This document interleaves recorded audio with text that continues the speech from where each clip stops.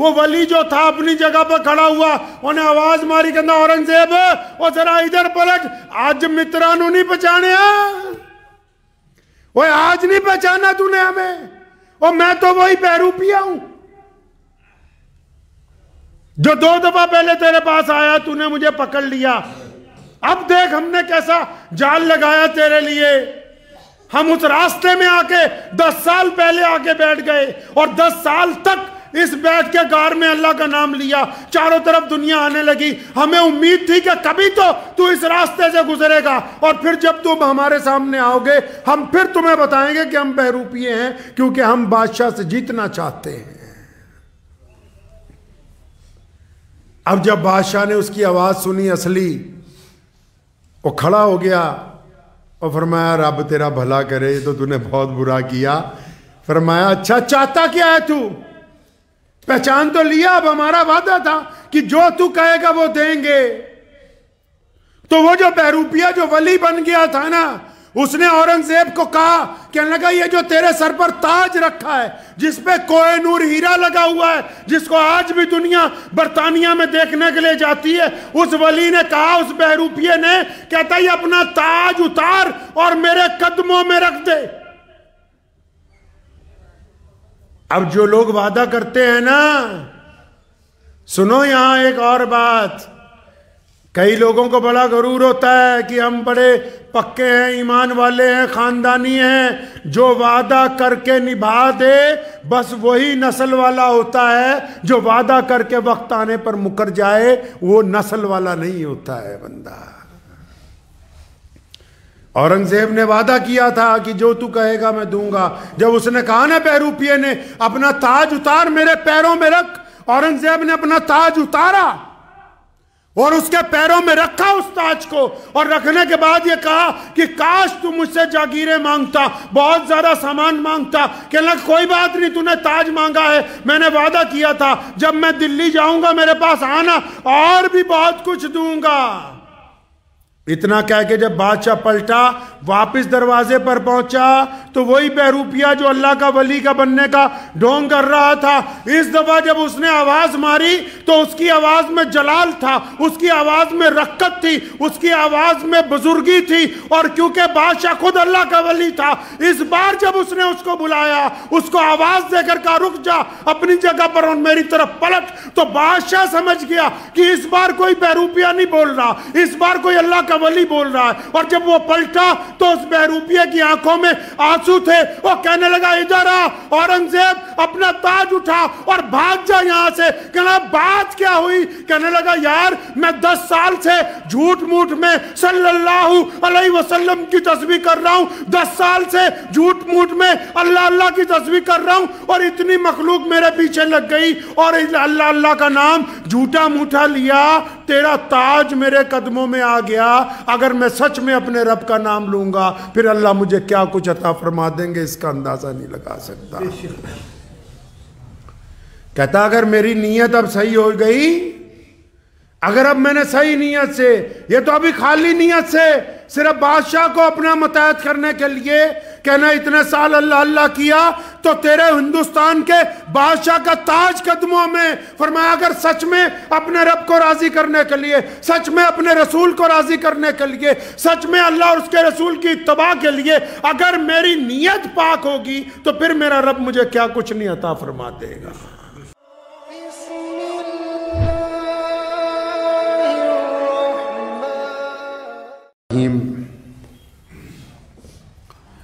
शुरू अल्लाह के नाम से जो बड़ा मेहरबान और निहायत ही रहम करने वाला है। तमाम हज़रात सूरह फातिहा और दुरूद पाक पढ़ लीजिए। औज़ुबिल्लाहि मिनश्शैतानिर्रजीम, बिस्मिल्लाहिर्रहमानिर्रहीम, अल्हम्दुलिल्लाहि रब्बिल आलमीन, अर्रहमानिर्रहीम, मालिकी यौमिद्दीन, इय्याका नअबुदु व इय्याका नस्तईन, इय्याका नअबुदु व इय्याका नस्तईन, इय्याका नअबुदु व इय्याका नस्तईन, इहदिनस सिरातल मुस्तकीम, सिरातल लज़ीना अनअमता अलैहिम गैरिल मग़दूबि अलैहिम वलद्दाल्लीन, आमीन। अल्लाहुम्मा सल्लि अला मुहम्मद व अला आलि मुहम्मद कमा सल्लैता अला इब्राहीम वाला आली इब्राहीम इन्नका हमीदुम मजीद। अल्लाहुम्मा बारिक अला मुहम्मद वाला आली मुहम्मद कमा बारकता अला इब्राहीम वाला आली इब्राहीम इन्नका हमीदुम मजीद। तेरी खुद सताइयों ने तुझे खो दिया है इतना, तेरी खुद सताइयों ने तुझे खो दिया है इतना, न सनम ही तुझसे खुश है न खुदाई तुझसे राज़ी।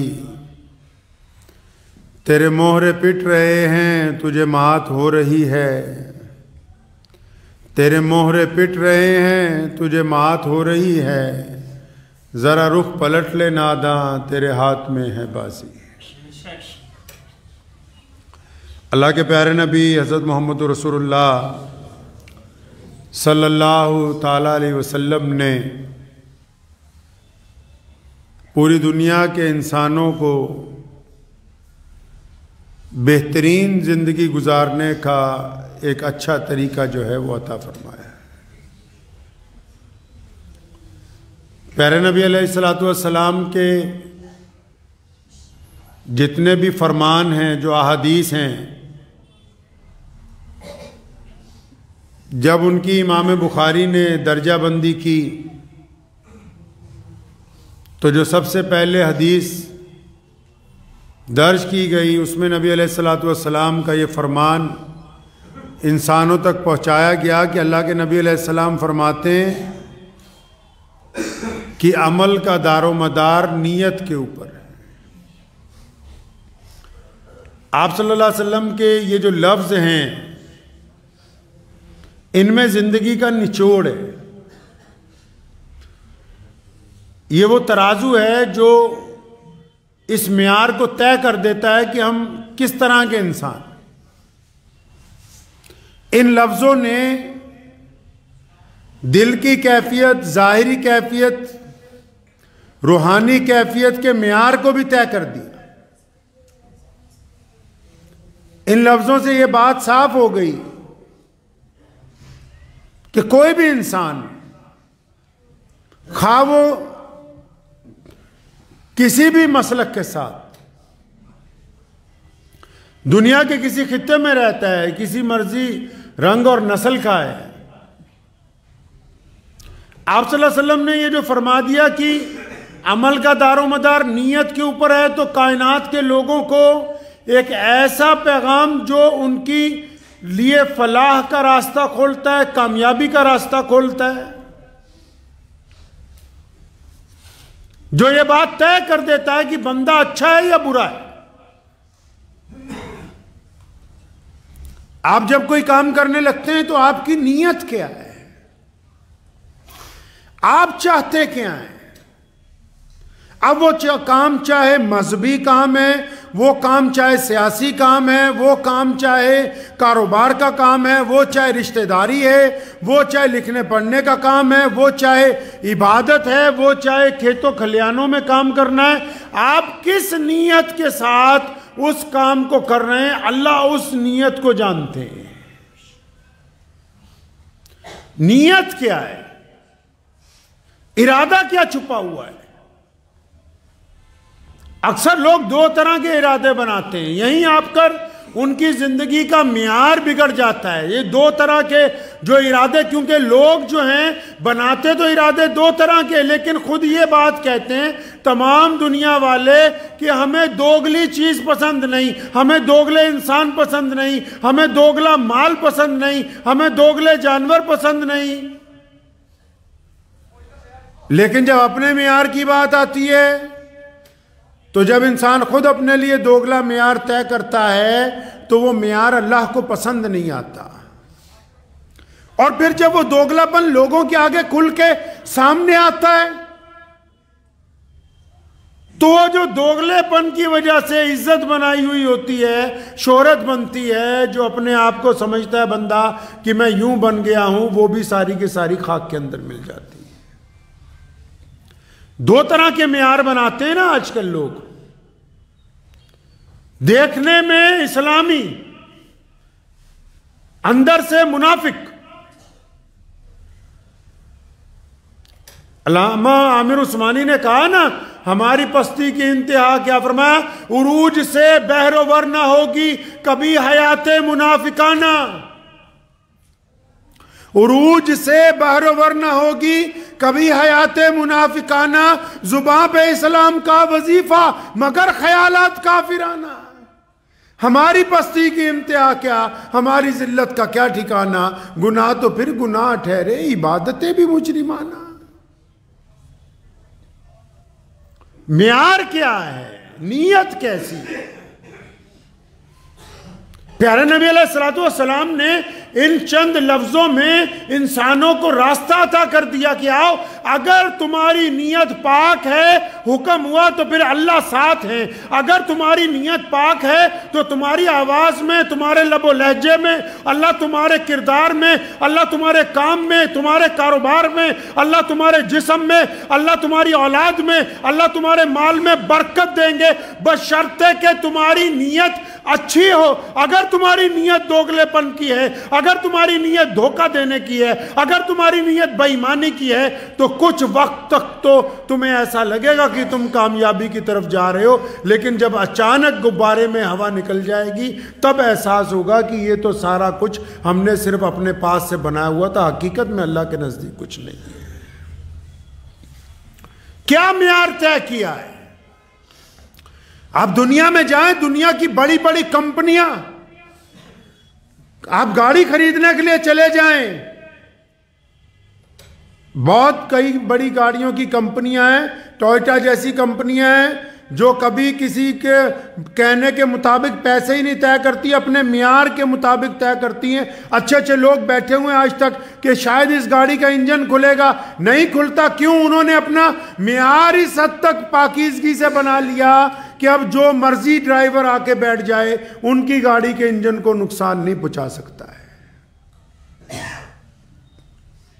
फिर वो अपनी इस क्वालिटी की वजह से इज्जत भी कमा रहे हैं, दौलत भी कमा रहे हैं, नाम भी कमा रहे हैं, म्यार भी उन्होंने तय किया। हमने अपनी जाती जिंदगी के अंदर, हम अपनी जाती जिंदगी में क्या अपना म्यार तय कर रहे हैं? क्या हम बिल्कुल पाकीज़ा हैं? क्या हमारा म्यार दोगलेपन में तो नहीं? हम दीन को किस लिए इस्तेमाल करते हैं? हम कारोबार को किस लिए इस्तेमाल करते हैं? हम अपनी जुबान का इस्तेमाल कहां पे कर रहे हैं? अपनी ताकत का इस्तेमाल कहां पे कर रहे हैं? हमारी अंदर नीयत क्या छुपी है? नीयत क्या है आपकी? बादशाह औरंगजेब, उसने जब दरबार में बैठा था तो एक बहरूपिया आ गया। आजकल भी होते हैं बहरूपिये जो अपना लिबास, अपना लबो लहजा बदलते रहते हैं। एक बहरूपिया आ गया तो बहरूपिये ने आके कहा कि बादशाह, मैं तुमसे इनाम चाहता हूं, लेकिन ऐसे नहीं, मैं दोबारा आऊंगा, अगर तुम मुझे नहीं पहचान सके तो इनाम लूंगा। बादशाह ने कहा ठीक है, कोई बात नहीं। चंद महीने बाद बहरूपिया जब फौजी भर्ती हो रही थी तो अच्छी तरह तैयारी करके आया। एक एक फौजी बादशाह के सामने लाया जा रहा था। जब वो आया ना बहरूपिया सामने, सबका नाम पूछा जाता था, कद काठ गिना जाता था। जब वो आया बादशाह के सामने तो बादशाह ने उसको देखते ही कहा, हाँ अब्दुर्रहमान, हमने तुझे पहचान लिया यार। और 2 सिक्के निकाल के दिए, कहता ये ले तेरा खर्चा हो गया होगा कुछ। तो बहरूपिया बड़ा हैरान हुआ कि यार मुझे इसने पहचान लिया। 2-4 महीने बाद उस्तादों की भर्ती होनी थी। मदरसों में जो वो मौलवी पढ़ाते हैं, जब उनकी भर्ती का वक्त आया तो बहरूपिया उस्ताद बन के आ गया। बेहतरीन शेरवानी, बेहतरीन दाढ़ी को रंग के, अच्छी तरह सिर पे बढ़िया सी दस्तार लगा के, जिस तरह उस्ताद होते हैं, हाथ में 2 किताबें पकड़ के।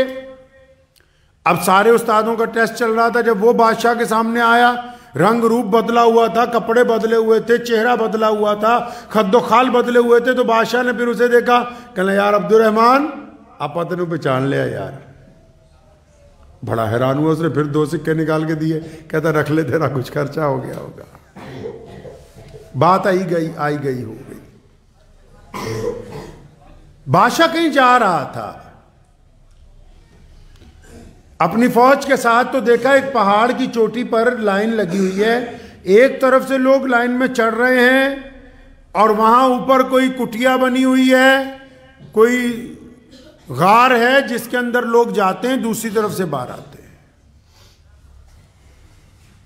तो बादशाह ने देखा तो अपने वजीर को कहा, कहता पता करो यहां कौन है, क्या मामला है, ये लोगों ने यहां लाइन क्यों लगा रखी।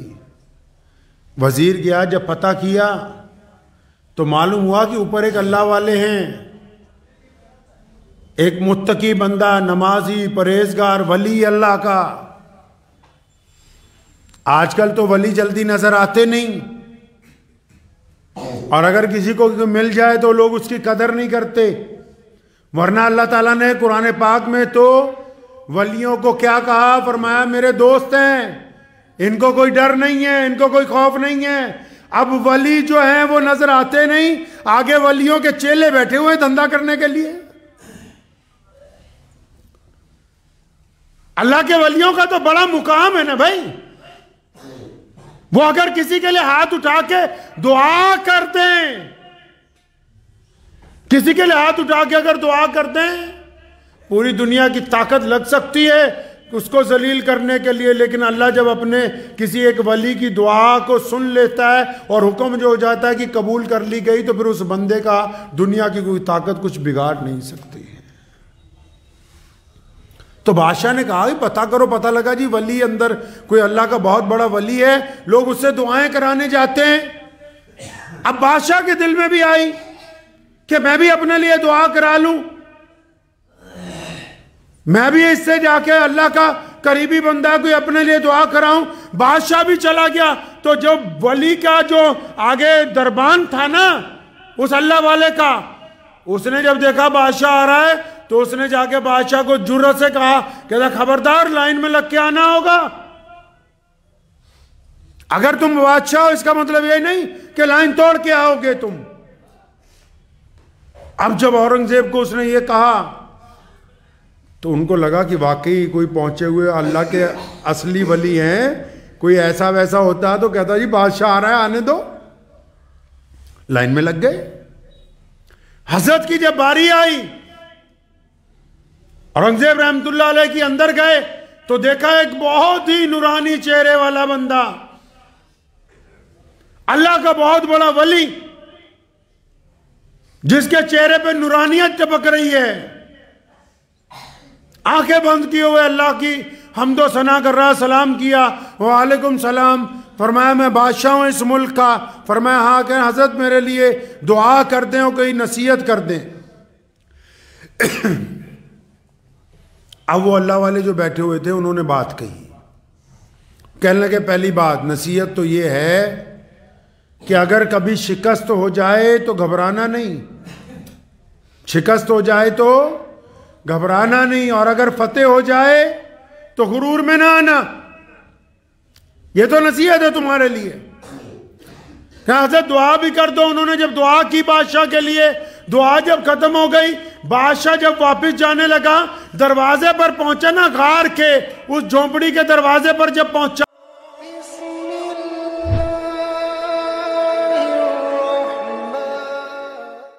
वो वली जो था अपनी जगह पर खड़ा हुआ, उन्हें आवाज मारी, कहना औरंगजेब वो जरा इधर पलट, आज मित्रानु नहीं पहचाने,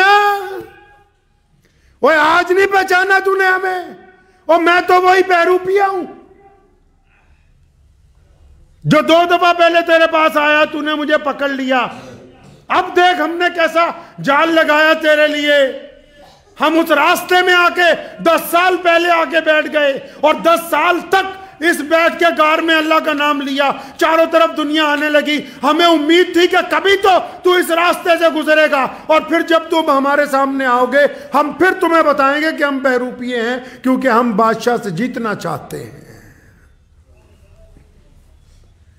अब जब बादशाह ने उसकी आवाज सुनी असली, वो खड़ा हो गया और फरमाया रब तेरा भला करे, तो तूने बहुत बुरा किया। फरमाया अच्छा चाहता क्या है तू, पहचान तो लिया, अब हमारा वादा था कि जो तू कहेगा वो देंगे। तो वो जो बहरूपिया जो वली बन गया था ना, उसने औरंगजेब को कहा, कहने लगा ये जो तेरे सर पर ताज रखा है जिस पे कोहिनूर हीरा लगा हुआ है, जिसको आज भी दुनिया बर्तानिया में देखने के लिए जाती है, उस वली ने कहा, उस बहरूपिये ने, कहता ये अपना ताज उतार और मेरे कदमों में रख दे। अब जो लोग वादा करते हैं ना, सुनो यहां एक और बात, कई लोगों को बड़ा गरूर होता है कि हम बड़े पक्के हैं, ईमान वाले हैं, खानदानी हैं, जो वादा करके निभा दे बस वही नस्ल वाला होता है, जो वादा करके वक्त आने पर मुकर जाए वो नस्ल वाला नहीं होता है बंदा। औरंगजेब ने वादा किया था कि जो तू कहेगा मैं दूंगा। जब उसने कहा ना बहरूपिये ने, अपना ताज उतार मेरे पैरों में रख, औरंगजेब ने अपना ताज उतारा और उसके पैरों में रखा उस ताज को, और रखने के बाद ये कहा कि काश तू मुझसे जागीरें मांगता, बहुत ज्यादा सामान मांगता। कहना कोई बात नहीं, तूने ताज मांगा है, मैंने वादा किया था जब मैं दिल्ली जाऊंगा मेरे पास आना, और भी बहुत कुछ दूंगा। इतना कह के जब बादशाह पलटा, वापस दरवाजे पर पहुंचा तो वही बहरूपिया जो अल्लाह का वली का बनने का ढोंग कर रहा था, इस दफा जब उसने आवाज मारी तो उसकी आवाज में जलाल था, उसकी आवाज में रक्कत थी, उसकी आवाज में बुजुर्गी थी, और क्योंकि बादशाह खुद अल्लाह का वली था, इस बार जब उसने उसको बुलाया, उसको आवाज देकर कहा रुक जा अपनी जगह पर और मेरी तरफ पलट, तो बादशाह समझ गया कि इस बार कोई बहरूपिया नहीं बोल रहा, इस बार कोई अल्लाह का वली बोल रहा है। और जब वो पलटा तो उस बहरूपिये की आंखों में आंसू थे, वो कहने लगा इधर आ औरंगजेब, अपना ताज उठा और भाग जा यहां से। कहना बात क्या हुई? कहने लगा यार मैं 10 साल से झूठ मूठ में सल्लल्लाहु अलैहि वसल्लम की तस्बीह कर रहा हूं, 10 साल से झूठ मूठ में अल्लाह अल्लाह की तस्बीह कर रहा हूं, और इतनी मखलूक मेरे पीछे लग गई और अल्लाह अल्लाह का नाम झूठा मूठा लिया, तेरा ताज मेरे कदमों में आ गया। अगर मैं सच में अपने रब का नाम लूंगा फिर अल्लाह मुझे क्या कुछ अता फरमा देंगे इसका अंदाजा नहीं लगा सकता। कहता अगर मेरी नीयत अब सही हो गई, अगर अब मैंने सही नीयत से, ये तो अभी खाली नीयत से सिर्फ बादशाह को अपना मुतहद करने के लिए कहना इतने साल अल्लाह अल्लाह किया, तो तेरे हिंदुस्तान के बादशाह का ताज कदमों में। फरमाया अगर सच में अपने रब को राजी करने के लिए, सच में अपने रसूल को राजी करने के लिए, सच में अल्लाह और उसके रसूल की इत्तबा के लिए अगर मेरी नीयत पाक होगी तो फिर मेरा रब मुझे क्या कुछ नहीं अता फरमा देगा। तो बात तो नीयतों की फंसी हुई है सारी, बात तो नीयत के ऊपर है। माल आ रहा है सामने से और नीयत कहती है कि अब्दुर्रहमान हराम का है, लेकिन अपनी नीयत को दबाता है, नहीं नहीं आने दे। मुसलमानों को, एक दूसरे को, अजीजों अकारिब को जलील करने की साजिशें रचते हैं। दिल कहता है कि हराम है लेकिन मजबूरी है, हसद कहता है कि नहीं ये काम करना है, करो। फिर जब तक नीयत पाक नहीं होगी सारी दुनिया की ताकत भी इकट्ठी कर लोगे तो इज्जत नहीं पा सकते। रसूलुल्लाह ने जब कह दिया है कि अमल का दारोमदार नीयत पर है तो फिर नीयत पर ही है। मुहम्मदुर रसूलुल्लाह की बात को दुनिया की ताकत पलट नहीं सकती है। पंजाबी तक कहावत बनी हुई है इस हदीस के उत्ते, कहंदे नीतां नाल मुरादां, नीतां नाल मुरादां, कि जिद्दां दी नीयत होनी है उदां दी मुराद मिलनी है। एक बंदे दी नीयत ही यही है कि नहीं मैं बीमार हो गया मरना ही है, फिर रब कहंदा कोई गल नहीं। एक बंदे दी नीयत है कि मैं बीमार है ठीक होना है, रब कहंदा ठीक होना है। एक बंदे दी नीयत है कि मेरा कारोबार खराब हो गया मैं बर्बाद हो जाना है तो बर्बाद होना है। अगर उन्हें नीयत कर ली कि मैं फिर वापस उत्ते जाना है तो रब कहंदा हुण तू उत्ते ही जाना है, क्योंकि जो हुक्म हो गया कि नीतां नाल मुरादां, जो तेरी नीयत होएगी उस मुराद नू इंसान पहुंच के रहेगा, वो मुराद खत्म नहीं हो सकती है। नीयत को तो दुरुस्त करें अपनी। आप नमाज पढ़ेंगे अभी जुमे की नमाज, तो सबसे पहले क्या करेंगे जी? जुम्मे की नमाज पढ़ेंगे, फजर पढ़ी है, जोहर पढ़ेंगे, असर पढ़ेंगे, मगरिब पढ़ें, ईशा पढ़ें, तहज्जुद पढ़ें, अबावीन पढ़ें, इशराक पढ़ें। क्या करते हो सबसे पहले? सबसे पहले नीयत बांधते हो, अपनी नीयत का इजहार अल्लाह के आगे करते हो। अपनी नियत में ऐलान करते हो कि पाक है तेरी जात, मतलब मैं कुछ नहीं। नियत बांधते ही सबसे पहले ऐलान करते हो कि रब्बा तू ही पाक है, तू आला है, तू अरफा है, हम तेरे माबूद, तू हमारा माबूद है, हम तेरे बंदे हैं। सबसे पहले ये ऐलान करते हो अल्लाह अकबर कहते हुए इन दोनों हाथों की पुश्तों से कि हमने सारी दुनिया को ठुकरा दिया है, हम किसी से कोई आस नहीं लगाते, सिर्फ तेरे साथ लगाते हैं।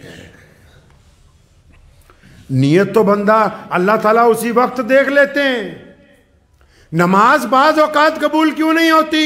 हम सजदा करते हैं दुश्मनी लेकर, हम सजदे में इरादा करते हैं कि नौज बिल्लाह फलां का नुकसान हो जाए, हम सजदे में इरादा करते हैं कि नौज बिल्लाह फलां बर्बाद हो जाए, हम सजदे में इरादा करते हैं कि फलां कारोबार में फायदा हो जाए, हम सजदे में इरादा करते हैं कि फलां पड़ोसी बर्बाद हो जाए। जिनके सजदों में नीयतों की नापाकी हो, नापाक सजदे अल्लाह ताला के हुजूर कबूल नहीं हुआ करते। कोई सदका देता है और नियत करता है कि लोग मेरी वाहवाही करें, अगर कोई इस काम के लिए शहीद भी हो जाए, लोग कहें कि मैं शहीद आजम था। कोई इस काम के लिए किसी गरीब की मदद करे कि लोग कहें ये सखी है, तो फिर बड़े बड़े अल्लाह के वलियों ने अपनी जिंदगी में इस मियार को तय किया है। अल्लाह के एक वली हैं, वो बहुत ज़्यादा सदका किया करते थे। तो एक साहब ने उनको कहा कि हज़रत आप आके बताते क्यों नहीं कि आप इतना माल फलां फलां गरीब के घर भेजते हैं। वो फरमाने लगे मैं जिसके लिए भेजता हूँ ना, कहेंगे हजरत अगर आप बताएंगे तो लोगों को पता भी लगेगा, मस्जिद में ऐलान करेंगे फलां मियाँ साहब ने ये किया। फरमाने लगे कि मैं जिसके लिए देता हूं ना उसको मेरा नाम भी पता है, पता भी पता है। मैं जिसके लिए दे रहा हूं, अपने जिस रब को राजी करने के लिए जो कुछ कर रहा हूं, उसको मेरा नाम भी पता है और पता भी पता है। इसलिए वो मुझ तक जो मुझे पहुंचाना है वो मेरे रब ने पहुंचाना है, इन लोगों ने नहीं मुझ तक पहुंचाना। नियत ही तो फंसी हुई है, नियत ही तो सही नहीं हो रही। नियत के अंदर फतूर है, किसी की नियत के अंदर गुरूर है, किसी नियत के अंदर बददियानती है, किसी की नियत के अंदर नापाकी है, किसी की नियत के अंदर गुंडागर्दी है, किसी की नियत के अंदर अय्याशी है। अरे जब तक नियत पाक नहीं होगी कुछ भी पाक हो ही नहीं सकता। नमाज में भी नियत इसीलिए बांधते हैं कि नमाज को पाक करने के लिए पहले इनकी नियत दुरुस्त करवाओ।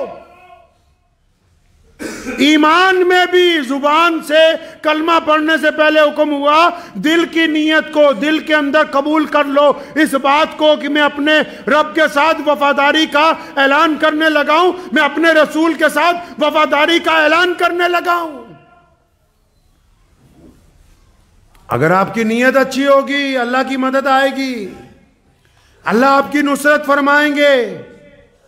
और अगर आप अल्लाह का नाम लेके अल्लाह के दीन के अंदर चल के अल्लाह के दीन को नुकसान पहुंचाने की कोशिश करें, अल्लाह के दीन का नाम लेके दूसरों को नुकसान पहुंचाने की कोशिश करें, तो फिर अल्लाह की मदद आने वाली नहीं है, अल्लाह की नाराज़गी आने वाली है। और कोई भी बंदा अल्लाह की नाराज़गी बर्दाश्त नहीं कर सकता।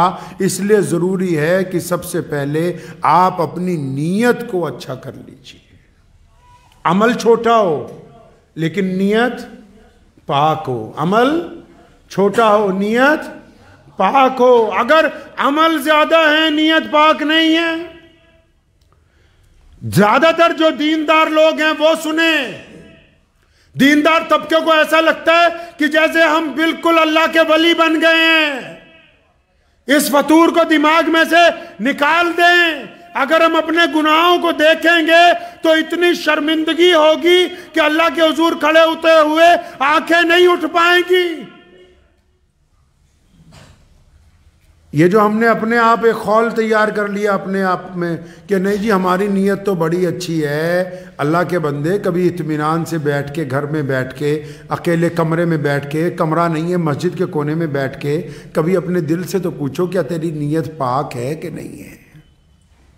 एक कारोबारी इसलिए कारोबार करता है कि मैं अपने बच्चों को खाना खिलाऊंगा हलाल का, तो उसकी नीयत पाक है। अगर इसलिए कारोबार करता है कि लोगों की ठगी मार के डबल माल बनाऊंगा, तो नीयत नापाक है। अगर कोई इसलिए किसी को पढ़ा रहा है कि ये बच्चे पढ़ लिख के आलिम बनेंगे, बड़े अफसर बनेंगे, लोगों का भला करेंगे, तो नीयत पाक है। अगर सिर्फ इतना ही मतलब है कि मुझे अपनी तनख्वाह मिल जाए, पैसे मिल जाएं, तो नीयत नापाक है। अगर खाना बनाने वाला इस नीयत से बना रहा है कि लोग अल्लाह का नाम लेके सब्र और शुक्र के साथ खाएंगे, तो नीयत पाक है। अगर इस नीयत से बना रहा है कि मजबूरी में बनाना पड़ रहा है, मैं तो सिर्फ एक नौकरी कर रहा हूं, तो नीयत नापाक है।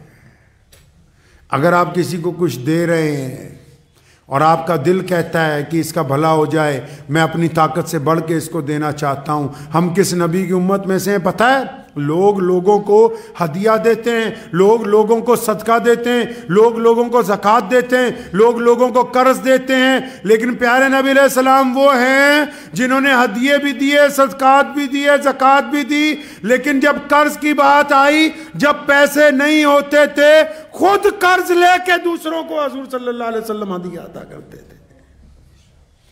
इतने करीम रसूल। बात हमें नबी अलैहिस्सलाम इसलिए सिखा गए कि हम अपनी नीयतों को अगर पाक रखेंगे, अगर अच्छा जब तक हमारी नीयत पाक है, कोई हमारा कुछ बिगाड़ नहीं सकता है। शेख चिल्ली के ख्वाब तो बहुत दुनिया देखती है, बहुत सारे लोग चाहते हैं, बहुत सारे लोग बड़े बड़े ख्वाब देखते हैं कि ऐसा हो जाए, वैसा हो जाए, होता हुआ था कुछ नहीं। हां, जिनके इरादे पाक हैं, नजर जिनकी खुदा पर हो, इरादे जिनके पुख्ता हो, नजर खुदा पर हो और इरादे पुख्ता हो, तो वो कामयाबी हासिल करते हैं। और जिनकी नजर लोगों के ऊपर लगी हुई हो, जो खुदा के ऊपर यकीन ना रखते हो, वो कैसी कामयाबी हासिल कर सकते हैं। तो दुआ कीजिए कि अल्लाह हमें हमारी नीयतों को पाक कर दे। करेंगे नीयत को पाक इंशाअल्लाह। बिल्कुल अपनी नीयत की स्कैनिंग कीजिए। यूट्यूब के ऊपर मैंने रात देखा, बहुत सारे मुसलमान यूट्यूबर भी और गैर मुस्लिम यूट्यूबर भी डुप्लीकेट सुर्खियां बना बना के लोगों को भड़काने के लिए, कुछ लोगों को डराने के लिए, कुछ लोगों को बेवकूफ़ बनाने के लिए सुर्खियां लगा रहे हैं। क्यों? क्योंकि उनकी नीयत है कि चांदी के चंद सिक्के फालतू मिल जाए, क्योंकि उनमें से कुछ लोगों की नीयत है कि लोगों के अंदर घबराहट पैदा हो जाए, उनमें से कुछ लोगों की नीयत है कि हम किसी को डरा सकें। याद रखो, जो नीयत तुम लोगों के लिए लेके निकले हो, जो लोगों के लिए नीयत लेके निकले हो, अगर लोगों की ठगी मारने निकले हो, तो फिर तुमसे ठगी लग के रहेगी। क्योंकि जब गुनाह चलता है, बेईमानी चलती है। सुनिए मेरी बात, बेईमानी जब चलती है ना, हम किसी से बेईमानी करते हैं, वो चल पड़ती है, रुकती नहीं है। जब हम किसी से नेकी करते हैं, वो चल पड़ती है, रुकती नहीं है। अब नेकी ने भी घूम के कहाँ आना है? वापस आप तक आना है। बेईमानी में भी घूम के कहाँ आना है जी? वापस आप तक आना है। तो अब जो ये समझते हैं कि हम दूसरों को डरा रहेंगे, उनको डरना पड़ेगा। जो ये समझते हैं कि हम लोगों को डरा के पैसे कमा लेंगे, उनको अपने पैसों का नुकसान उठाना होगा। जो ये समझते हैं कि हम सोशल मीडिया के ज़रिए लोगों के दिलों के अंदर खौफ डालेंगे, वहम डालेंगे, इनके अंदर हरासगी डालेंगे, उनको खुद अपने घर में इस बात का सामना करना होगा। इसलिए याद रखें, किसी के मुतालिक जो आपने बुरा इरादा बनाया है, वो नेकी की तरह चलेगा। अगर नेकी चलते आप तक आएगी, तो बुराई चल के भी वापस आपके घर तक पहुंचने वाली है। तो इसलिए नीयत को पाक कर लीजिए, बिल्कुल ऐसी पाक कर लीजिए कि अल्लाह तबारक व तआला आपको इसका बेहतरीन नेमुल बदल अदा करेंगे। क्या अदा करेंगे जी? नेमल बदल बेहतरीन। हम जब सड़क पे चलते हैं कुछ ना कुछ सीखते हैं। आप सड़क पे चले जाओ ना, रात को पुल के ऊपर चंद लोग लकड़ियां जलाकर बैठते हैं, गरीब लोग जिनके सर पर छत नहीं है, आग जल रही होती है और आपस में हंस हंस के बातें करते हैं। एक ब्रेड का टुकड़ा लाते हैं, बांट के खाते हैं, और दूसरी तरफ एक रईस आदमी कई एकड़ की कोठी में बेहतरीन बिस्तर पर बेहतरीन हीटर लगा के अच्छे गद्दों के साथ आराम के साथ सोना चाहता है। सारी रात नींद नहीं आती। दो यार भी ऐसे वफादार नहीं मिलते जो बैठ के दुख दर्द बांट लें। खुशियों का ताल्लुक पैसों के साथ नहीं है, खुशियों का ताल्लुक दिल की अमीरी के साथ जुड़ा हुआ है। दुआ कीजिए अल्लाह इसके ऊपर मुझे भी और आप सबको अमल की तौफीक अता फरमाए। व आखिर दावाना अनिल हम्दुलिल्लाहि रब्बिल आलमीन।